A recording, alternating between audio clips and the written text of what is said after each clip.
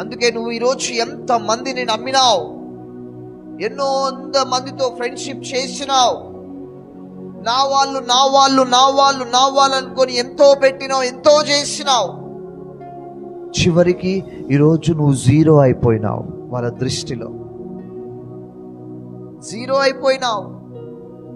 ఎంత చేసి, ఎంత పెట్టి, ఎంత చూసుకొని, ఎంత గారభం చేసిన విలువ లేకుండా అయిపోయింది. ఈరోజు